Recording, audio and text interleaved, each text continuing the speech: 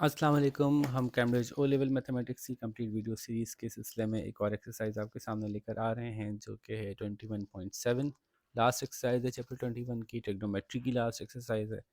कुछ ज्योमेट्री भी इसमें इस्तेमाल होगी ही ऑफ कोर्स। इस सिलसिले में हम बुक ऑड्री सिम्पसन की यूज़ कर रहे हैं क्योंकि कंप्लीट बुक जो है वो पूरा कोर्स कवर करती है, तो ऑटोमेटिकली जब हम बुक ख़त्म करेंगे तो पूरा कोर्स कंप्लीट हो जाएगा। तो स्टार्ट करते हैं। सबसे पहला जो क्वेश्चन है वो दो ट्रायंगल्स इस तरह से दिए हुए हैं, क्वाड्रिलेटरल की शक्ल में मैच हो रहे हैं और एक साइड एसी मालूम करनी है। तो वही कोसाइन का रूल है कि अगर दो साइड्स पता हो और उनके बीच का एंगल पता हो तो उसके सामने वाली साइड हम मालूम कर सकते हैं। इसको आप समझिए कि ए कह रहे हैं और इसको एंगल ए कह रहे हैं, इसको बी कह दें, इसको सी कह दें। तो इसमें ये वाला फार्मूला अप्लाई होगा और ये निकल आएगी। अब बी स्क्वायर में B 17 square plus 25 square minus 2 into 17 into 25 into cos of A, तो कॉस 60। इसको कैलकुलेट करके मैं बताता हूँ। तो ये कैलकुलेशंस मैंने आपके सामने कर ली, वैल्यूज़ पुट कर दी। इन वैल्यूज़ को रिजॉल्व किया तो 439 आया, अंडर रूट लिया, ए निकालने के लिए 222.1 आ गया। ठीक है, तो एक मसला हल हो गया। ये है 22.1। बी में पूछ रहे हैं ए डी मालूम करनी है, तो ए डी मालूम करते हैं। साइन रूल से मालूम होती नज़र आ रही है क्योंकि दिस अपॉन दिस निकल आएगा तो दिस अपॉन दिस रह जाएगा। तो इसको मैं ए कह लूँ, इसको ए कह लूँ, इसको बी कह लूँ, इसको बी कह लूँ। तो A upon A sine A is equals to B upon sine B. Here 22.1 upon sine of 30 is equals to b upon sine of 100। इसको कैलकुलेट कर लेते हैं। तो ये 43.53 आ रहा है। क्योंकि मैंने कहीं भी राउंड ऑफ नहीं किया था, डायरेक्ट कैलकुलेटर से किया था, तो ये आ रहा है। राउंड ऑफ करते हुए चलेंगे तो शायद डेसिमल में थोड़ा सा डिफरेंस जो बुक में आ रहा होगा वो क्लियर हो जाएगा आपका।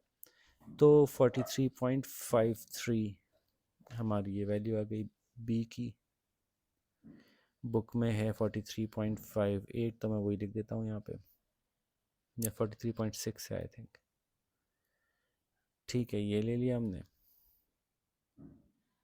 नेक्स्ट पूछ रहे हैं area of A B C D.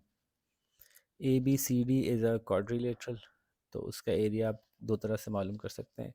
एक तरीका ये है कि आप इस ट्रायंगल का एरिया मालूम कर लें, इस ट्रायंगल का एरिया मालूम कर लें, ऑटोमेटिकली पूरे क्वाड्रिलेटरल का एरिया मालूम हो जाएगा।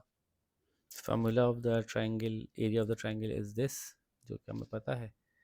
तो इस ट्रायंगल को देखते हैं।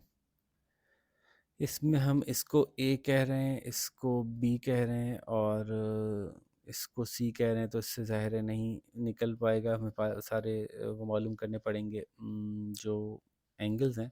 तो हम इसकी जो नॉमेनक्लेचर है, जो नाम है, वो चेंज कर देते हैं अपनी आसानी के लिए। ठीक है, तो जो हमें मालूम है उसको हम सी कहते हैं, जो एंगल हमें मालूम है। तो हम कहेंगे इसको सी, क्योंकि साइन सी हम ही निकालना चाहते हैं। इसको सी कहेंगे तो ये स्मॉल सी होगा। इसको इनमें से किसी भी एक को ए कह दें, एक को बी कह दें, तो ये ए हो जाएगी, ये बी हो जाएगी। तो यूँ 1/2 ए की जगह 25, बी की जगह 17 इंटू साइन 60 साइन सी। ये मैं कैलकुलेट करके आपको बता देता हूँ। इस ट्रायंगल का एरिया आ गया 184.9। दूसरा ट्रायंगल देख लेते हैं, उसकी वैल्यूज़ लिख लेते हैं, यहाँ से क्लियर करते हैं। ओके, तो एक साइड मालूम है हमें और क्या मालूम है, दूसरी साइड मालूम है। तो ये दो साइड्स लेते हैं, इनको ए और बी कह देते हैं, और साइन सी जो है वो तीसरा ले लेते हैं। अब आप कहेंगे इसमें भी तो तीसरा एंगल नहीं मालूम, लेकिन तीसरा एंगल निकाल सकते हैं ना, क्योंकि ये 100 है, ये 30 है, तो फिर हमें पता है कि ये कितना होगा, ये 50 होगा 180 की वजह से। ठीक है, तो अब हम इस रूल के तहत 1/2 ए की जगह 22.1 बी की जगह 43.6 और साइन सी की जगह साइन 50। ये कैलकुलेट करके देखते हैं। तो ये आ रहा है 369.1 और इन दोनों को ऐड कर दिया 369.1 और 184.9 को, तो बन रहा है 554। राउंड ऑफ करने में कुछ आगे पीछे होगा तो ये एक आध डिग्री का, एक आध डेसिमल का या एक आध यूनिट का फ़र्क आएगा। ठीक है जी, तो ये पार्ट सी हो गया हमारा। पार्ट डी में एंगल बी ए डी मालूम करना है। बी ए डी, ओके, तो ये एंगल तो हमें मालूम ही है, तो अब ये एंगल मालूम हो जाएगा एंगल ए, तो ऑटोमेटिकली हमें बी ए डी मालूम हो जाएगा। तो ये साइन रूल से मालूम कर लेते हैं। Sine A upon 25 is equals to, कोई भी दूसरी साइड ले लें, साइन 60 अपॉन 22.1। इससे हम ये सॉल्व कर लेते हैं थोड़ा क्लीन करके। तो sine A is equals to sine 60 into 25 upon 22.1। मैं कैलकुलेट करके बताता हूँ आपको। ठीक है जी, ये कैलकुलेट मैंने कर लिया। Sine A is equals to this, तो A is equals to sine inverse किया था, यहाँ से साइन इधर ले आए थे, तो आंसर ये आ रहा है 78.5। अब 78.5 जो आ रहा है वो इसका आ रहा है, तो 78.5 में ऐड कर लीजिए 50, तो आंसर आएगा अराउंड 128.5। इसी के आसपास आपका जवाब आ रहा होगा 128.5। ठीक है जी, तो क्वेश्चन 1 हमारा पूरी एक्सरसाइज की जो हमारी इन्फॉर्मेशन थी उसी की मदद से सॉल्व हो गया। क्वेश्चन 2 देखते हैं। जो कुछ बताया हुआ उसकी डायग्राम बनी हुई है, तो डायरेक्ट शुरू करते हैं। एक तो इन्होंने एंगल बी ओ सी मालूम करने के लिए कहा है, ये आसान है, क्योंकि अगर एक ट्रायंगल पे एक ही जगह लेग्स हों और दो एंगल्स बन रहे हों, एक सेंटर पे और एक उसके सर्कमफेरेंस पे, तो दोनों एक दूसरे का रिलेशनशिप जो है डबल का होता है। सो अगर ये 50 है तो ये 100 होगा, तो ये तो हम वैसे ही बता देंगे। Calculate the length of the chord B C. Chord B C ये है, ये मालूम करनी है लेंथ। तो आप किस फार्मूले से इसको बना सकते हैं? एक फार्मूला तो ये है ना कि 50 को देखते हुए देख लें, यानी बड़े ट्रायंगल को देख लें ए बी सी। एक है बी ओ सी ट्रायंगल को देख लें। अच्छा, आइसोसेलेस ट्रायंगल होने की वजह से, क्योंकि दोनों ही रेडियस हैं, तो फिर वो 10 है तो ये भी 10 होगा। और बीच का एंगल मालूम है, दो साइड मालूम है, कोसाइन रूल लग रहा है, बहुत आसानी से हम वो लगा लेते हैं। इसको ए कहते हैं, इसको ए कह लेते हैं, इनमें से किसी भी एक को बी कह के इसको बी कह लेते हैं, इसको सी कह के इसको सी कह लेते हैं। इस रूल के लिए एंगल की तो ज़रूरत नहीं है, साइड्स ही चाहिए।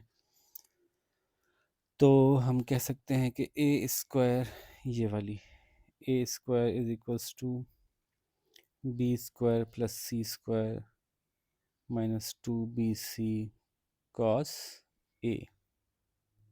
ठीक है, तो यहाँ पे A square is equals to B square plus C square minus 2 into 10 यानी 2 into 100 cos A, cos 100, angle 100 है। इसको कैलकुलेट करके बताता हूँ। तो ये कैलकुलेशंस मौजूद हैं, वैल्यूज़ हमने पुट की। तो ए स्क्वायर 234 आ रहा था, उसका हमने अंडर रूट लिया दोनों साइड्स का, तो 15.3 जो है वो हमारी वैल्यू आ गई। तो ये हो गया हमारा ए 15.3। इसको क्लीन कर देते हैं, थोड़ा सा जगह बन जाएगी। अच्छा, नेक्स्ट पूछ रहे हैं हमसे calculate the area of the quadrilateral A B C O. अब इससे ताल्लुक़ ख़त्म हो गया। अब पूछ रहे हैं ए बी सी ओ, चूँकि 4 साइडेड शेप है, रेगुलर पॉलीगॉन नहीं नज़र आ रहा आपको, थोड़ा सा रेगुलर है, तो इस शेप के का एरिया मालूम करना है। इसके कई तरीके हैं मालूम करने के। अगर आप देखें तो एक तरीका ये हो सकता है कि मैं इसका एक ट्रायंगल यूँ बना दूँ, तो ये 10 है तो ये भी 10 हो जाएगा, तो एक ये और ये 10 है तो ये भी 10 हो जाएगा, तो एक इसका एरिया मालूम कर दूँ, इसका एरिया मालूम कर दूँ, ऐड कर दूँ, तो ये बन जाएगा। तो मैं कैलकुलेट करके आपको बताता हूँ। एडेड इन्फॉर्मेशन ये हो सकती है कि अगर ये इक्विलेटरल ट्रायंगल है तो ये आइसोसेलेस ट्रायंगल है तो ये 10 डिग्री है तो ये भी 10 डिग्री होगी। 50 में से ये 10 डिग्री हो गया तो ये 40 डिग्री हो गया। आइसोसेलेस ट्रायंगल है तो ये 40 है तो ये भी 40 हो गया। तो अब आप देख सकते हैं कि हमें सभी कुछ मालूम हो गया। ये 10 है और ये 10 है, 20 है तो ये बचा 160, ये 40 है और ये 40 है तो ये बचा 100। ऐसे ही कुछ है जी। 100 प्लस 100 प्लस 160 इज 360। तो सब कुछ ही पूरा अपनी जगह पे बैठ गया। अब आप मालूम कर सकते हैं दोनों ट्रायंगल का एरिया। जो फार्मूला है ट्रायंगल का एरिया, एरिया का ट्रायंगल वो है 1/2 इंटू ए बी साइन सी। ठीक है, तो ये दोनों साइड्स लेते हैं और ये एंगल लेते हैं तो हाफ ए बी साइन सी में इस वाले ट्रायंगल के लिए हाफ ए बी 10 है, बी भी 10 है और साइन 100। इसकी वैल्यू निकाल के दिखाता हूँ। और 1/2 इस वाले ट्रायंगल के लिए ए बी अगेन 10 इंटू 10 है, साइन सी यहाँ पे साइन 160 आ जाएगा। इन दोनों की वैल्यूज़ निकाल के मैं दिखाता हूँ आपको। तो ये देख लीजिए, ये कैलकुलेशन इसकी ये रही। 49.2 आ रहा है एरिया ऑफ द ट्रायंगल एक, 17.1 आ रहा है दूसरे ट्रायंगल का। दोनों को ऐड किया तो 66.3 आ रहा है इस क्वाड्रिलेटरल का एरिया। तो यूँ हमने क्वेश्चन नंबर 2 भी सारा इसी ट्रिग्नोमेट्री की एक्सरसाइज के मुताबिक सॉल्व कर लिया। क्वेश्चन नंबर 3 देखते हैं। पैरेललोग्राम है और उसमें इंटरसेक्शन पॉइंट एक्स है, एंगल 45 दिया हुआ है, ए सी मालूम करनी है। ए सी मालूम हो जाएगी कोसाइन के रूल से, क्योंकि दो साइड्स मालूम है, एंगल मालूम है, अपोजिट साइड मालूम हो जाएगी। आप कर लीजिएगा। डी बी, डी बी मालूम करनी है, इसको मैं देखता हूँ। और क्या मालूम करना है, एंगल ए एक्स बी मालूम करना है। ओके, और the area of the triangle A C D. Okay, let's start.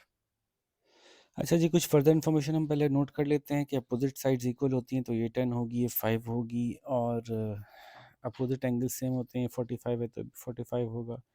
Total angle जो किसी क्वाड्रिलेटरल में होते हैं वो 360 होते हैं। तो जब ये दोनों 45 45 हो गए, 90 हो गए, यानी तो 360 में से 90 माइनस कर दें तो बच गया हमारे पास 270। 270 इन दोनों में इक्वली डिस्ट्रीब्यूट होंगे तो डिवाइड बाय 2 करके निकाल लीजिए तो आपके पास आ जाएंगे 135। तो ये 135 होगा ईच।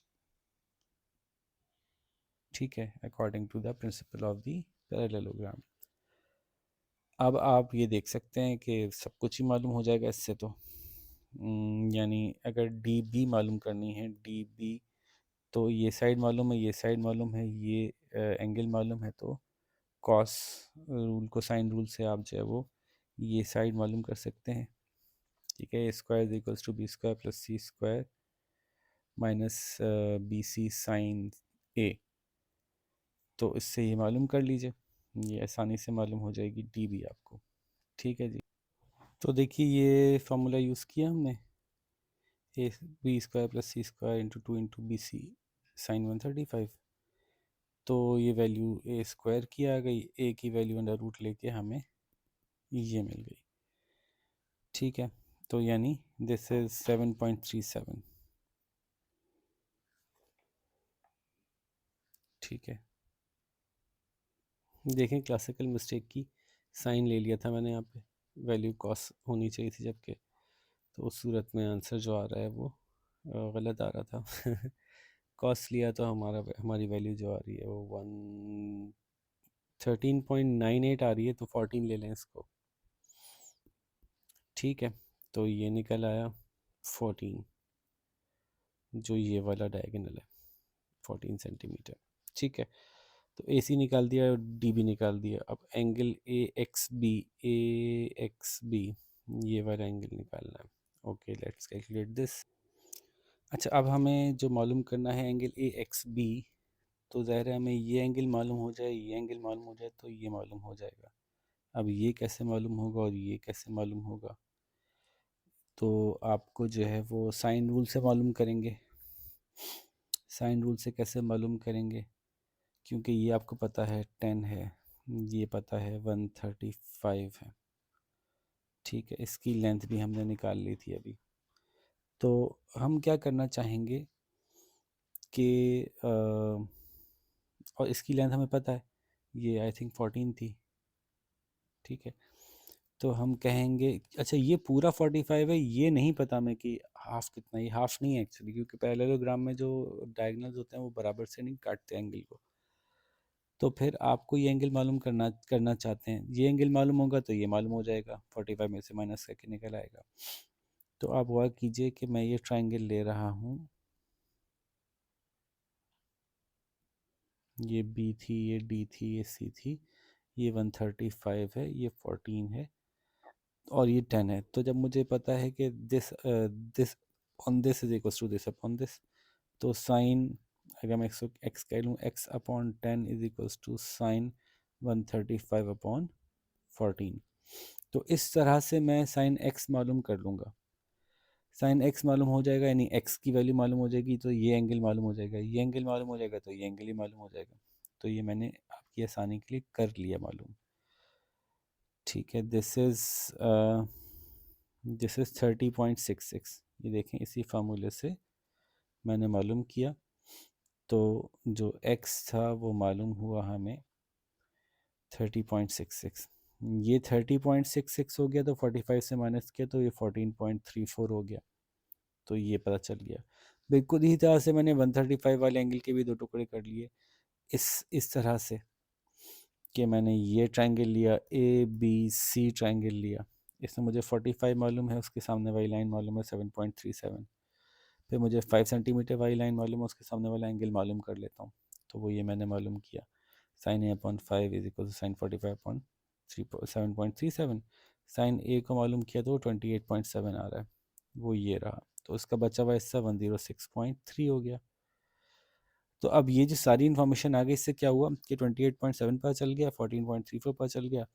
तो खुद ब खुद आप इसको माइनस करेंगे इसमें से, तो आपकी वैल्यू निकल के सामने आ जाएगी 136.9 आई थिंक, कुछ आ रही होगी 136.9 या 136.8।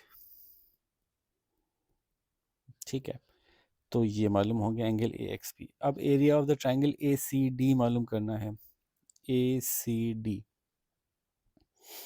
तो किस तरह मालूम करें, कौन कौन से फार्मूले लगाएं, सारी ही ऑलमोस्ट इन्फॉर्मेशन हमारे पास मौजूद है। तो एरिया ऑफ द ट्राइंगल का फार्मूला लगाते हैं, हाफ ए बी इसको ले लेते हैं 5 इंटू 10 साइन सी, ये साइन सी ले लेते हैं विच इज़ 135। तो ये आ जाएगा 10 5 ज़ा 50 अपॉन 2 इज़ 25 साइन 135। अभी मैं निकाल के बता, तो ये आ रहा है 17.67 विच इज़ 17.7 या 18 कह लें, जितना भी राउंड ऑफ कर लेंगे तो सवाल के हिसाब से कर लीजिएगा। ये क्वेश्चन नंबर 3 कंप्लीट हो गया। क्वेश्चन नंबर 4 देखते हैं, थोड़ा सा क्लीन कर लेते हैं सिचुएशन को। क्वेश्चन नंबर 4 में पूछ रहे हैं जी, ए बी डी कैलकुलेट कर दें, बी डी ओके, और कुछ इन्फॉर्मेशन गिवन है इसमें। ये पता है हमें कि ये दोनों पैरेलल हैं, तभी ये एंगल सेम है, एंगल सेम होंगे तो पैरेलल होंगी, यानी जो जी बन रहा है अल्टरनेट एंगल से बन रहा है।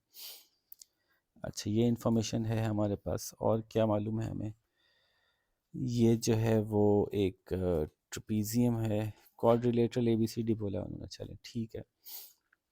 और ट्राइंगल से ही मालूम करना है, ट्राइंगल का ही बेसिक रूल समझ में आ रहा है आसानी से। ओके, तो लेट्स फाइंड बी डी। देखिए हमें क्या क्या मालूम है, पहले ये देखते हैं जी। तो दो एंगल्स मालूम है, तीसरा एंगल मालूम हो जाएगा ट्राइंगल का। 45 और 35 इज़ 80, 80 तो ये 100 हो गया, ये 100 हो गया, तो this upon this sine rule सब चल जाएगा गेम। तो हम कहेंगे 9 upon sine 100 is equals to 45 upon, sorry clean कर दें ज़रा, is equals to X upon sine 45। तो इसकी वैल्यूज़ कैलकुलेट करके बताता हूँ। ठीक है, तो ये 6.46 आ गई सेंटीमीटर। ये यूनिट्स मत भूला करें, मैं तो जल्दी जल्दी आपको सिर्फ सॉल्यूशन बता रहा हूँ, आप यूनिट्स मत भूला करें। अब मालूम करनी है ए डी। ओके, तो ये कॉस रूल से मालूम हो जाएगा, कोसाइन रूल से, क्योंकि दो साइड्स मालूम है, एक एंगल मालूम है, तो ये वाली मालूम हो जाएगी। यानी A square is equals to B square plus C square minus two B C, B is 6, C 6.46, 2bc, ये हमेशा मैं साइन लिख देता हूँ, cos 35। तो ये कैलकुलेट करके बताता हूँ मैं। तो ये कैलकुलेशन आ रही है 3.76, वैल्यू पुट करके हमने देख लिया 3.76 centimetre. Of course angle D A B मालूम करना है, डी ए बी, ओके, ये एंगल मालूम करना है। तो आपको क्या क्या मालूम है? साइन रूल से हो जाएगा आई बिलीव, हो जाएगा।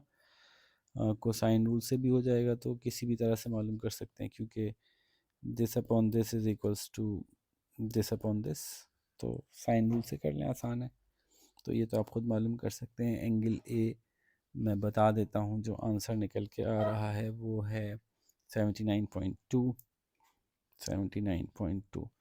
ओके, तो अब आखिरी जो area of the quadrilateral A B C D है, वो चूँकि दो ट्राइंगल्स दिए हुए ही हैं, हाइट मौजूद ही नहीं है हमारे पास, तो दो ट्राइंगल्स दिए हुए हैं, तो दोनों ट्राइंगल के एरिया से निकाल लेते हैं। A B sine C, 1/2 A B sine C से निकाल लेते हैं, तो ये ए बी लेके इसको साइन सी कर लेंगे, और फिर इस केस में ये ए बी लेके इसको साइन सी कर देंगे। तो किसी को भी दो को लेके तीसरे को साइन बना के एंगल को लेके दोनों ट्राइंगल्स के एरिया मालूम कीजिए, उनको ऐड कीजिए, तो आपका सोल्यूशन सही आ जाएगा। क्वेश्चन नंबर 5 इंटरेस्टिंग क्वेश्चन है। इस तरह का क्वेश्चन पहले भी आया हुआ है और सॉल्व करते हैं, मज़ेदार लग रहा है। ए बी सी डी एक स्क्वायर है। अच्छा, मैं देख लूँ इसके आगे कुछ मज़ीद एडिशन तो नहीं है क्वेश्चन में, यहाँ ख़त्म हो गया? नहीं, आगे तक क्वेश्चन है, एफ तक इसके पार्ट्स हैं। तो ए बी सी डी एक स्क्वायर है, उसकी सबकी लेंथ है B plus C, A B C D square की लेंथ है बी प्लस सी। ये मैं लिख लेता हूँ, सॉरी, मैं ज़रा साफ करके लिखूँ, अब ठीक है। बी प्लस सी लेंथ है इसकी, पी क्यू आर एस भी स्क्वायर है और उसकी सबकी लेंथ ए है। Okay, write down the area of a square A B C D in terms of B plus C. A B C D का area है B plus C into B plus C. यार ये तो आप खुद कर सकते हैं, ठीक है। तो अब इसको आप इस टर्म में फाइनलाइज कर लें।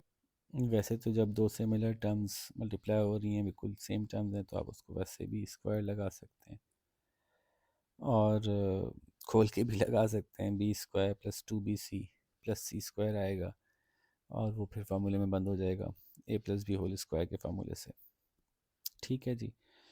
अच्छा, फिर write down the area of square P Q R S. तो ये भी बहुत आसान है, साइड इंटू साइड है, तो A into A is A square, ये हो गया। अच्छा, अगले क्वेश्चंस देखते हैं हम, वो थोड़ा सा अलग से लिखे, मैं बार बार आगे पीछे होना पड़ेगा हमें। Write down the area of the triangle A P S in terms of B and C. A P S कहाँ है? A P S right angle triangle है, बी प्लस सी के उसमें half 1/2 length into breadth B into C, ऐसे ही होगा, तो half B C बन जाएगा। नेक्स्ट क्वेश्चन है, बच्चों वाले क्वेश्चन आ रहे हैं, थोड़े से मुश्किल तो आए। नेक्स्ट क्वेश्चन है, the area of the triangle A S P is this. Terms change करनी है बस, ए बी एंड सी की टर्म्स में लिखना है, A B C D minus P Q R S upon 4 को, ओके, अभी निकालते हैं। देखें, समझाना है चाह रहे हैं, बल्कि मैं ऐसा करता हूँ कि डायग्राम यहाँ कॉपी कर लेता हूँ, फिर ज़्यादा समझ में आएगा। जी, तो डायग्राम मैंने यहाँ कॉपी कर लिया, अब आपको समझ में ज़्यादा आसानी से आ जाएगा। कह रहे हैं ए एस पी, ये जो ट्राइंगल है तो इसका एरिया निकालने का तरीका ये है कि आप बड़े वाले स्क्वायर के एरिया में से छोटे वाले स्क्वायर का एरिया माइनस करें तो ये चारों ट्रायंगल्स का एरिया बच जाएगा। डिवाइड बाय 4 कर दें तो एक ट्रायंगल का एरिया आ जाएगा, ये कहना चाह रहे हैं। तो ठीक है, ये बात मानी जाती है। तो बड़े वाले दोनों ट्रायंगल्स का आपस में माइनस किया, डिवाइड बाय 4 किया, तो इस छोटे एक ट्रायंगल का एरिया आ जाएगा। Yes, we understand. अब कह रहे हैं कि इसको आप ए बी और सी की टर्म्स में लिखिए। तो बड़े वाले स्क्वायर का एरिया हमने निकाला था बी प्लस सी का स्क्वायर, उसमें से माइनस किया छोटे वाले ट्रायंगल का एरिया विच इज़ छोटे वाले स्क्वायर का area which is A square divide by 4। तो इसको हमने लिख दिया बी प्लस सी या ए बी सी की टर्म्स में। ठीक है, इसको खोलने की ज़रूरत नहीं है, चाहें तो खोल लें, फ़र्क कोई नहीं पड़ेगा। ये B square plus 2bc plus C square minus A square upon 4 हो जाएगा, कुछ ख़ास फ़र्क नहीं पड़ा। ठीक है जी, तो ये हो गया। अब पूछ रहे हैं put these two expressions for the area of the triangle ASP equal to each other by multiplying out the brackets and simplifying show that a square is equals to b square plus c square। Okay, चलें ये कर लेते हैं। कहना क्या चाह रहे हैं कि ये वाला जो फार्मूला हमने निकाला है इसको पुराने वाले फार्मूले के बराबर रखिए ट्रायंगल के। ये इस एक ट्रायंगल का फार्मूला निकला है ना, इसको वाले फार्मूले के बराबर लिख लिए, हाफ बी इंटू सी जो हमने निकाला था। और फिर साबित कीजिए कि A square equals to B square plus C square, यानी पाइथागोरस थ्योरम साबित करने जा रहे हैं अब हम। तो ओके, ये 4 यहाँ से यहाँ चले जाएगा, B plus C whole square minus minus A square is equals to, जब ये 4 उधर जाएगा तो 2 से 4 कट जाएगा, 2 टू द 4 हो जाएगा, 2bc हो जाएगा। अब यहाँ पे आपको खोलना ही पड़ेगा, तो B square plus 2bc plus C square minus A square is equals to 2bc। तो ए स्क्वायर इधर ले जाते हैं, 2bc इधर ले जाते हैं, तो B square plus C square is equals to, ये 2bc प्लस है, ये 2bc प्लस है, ये जहाँ जाके माइनस हो जाएगा, तो माइनस 2bc प्लस 2bc ख़त्म हो जाएगा। उधर ए स्क्वायर माइनस था तो ए स्क्वायर जाके प्लस हो जाएगा, तो A square is equals to B square plus C square prove हो गया, हैंस प्रूव्ड। ठीक है जी। What have you just proved by the algebraic means? We have proved the Pythagoras theorem। ठीक है, तो ये हमने शुरू के 5 क्वेश्चंस कर लिए हैं। इसके बाद एग्जाम स्टाइल क्वेश्चंस आ रहे हैं। यहाँ पे वीडियो को पॉज करते हैं, मतलब स्टॉप करते हैं, वरना बहुत लंबी हो जाती है। तो नेक्स्ट पार्ट में हम फिर क्वेश्चन नंबर 6 से ऑनवर्ड्स अटैम्प्ट करेंगे। तो तब तक शाबाश, जल्दी जल्दी आप इनको सॉल्व करें। अपना ख्याल रखें। अल्लाह हाफ़िज़।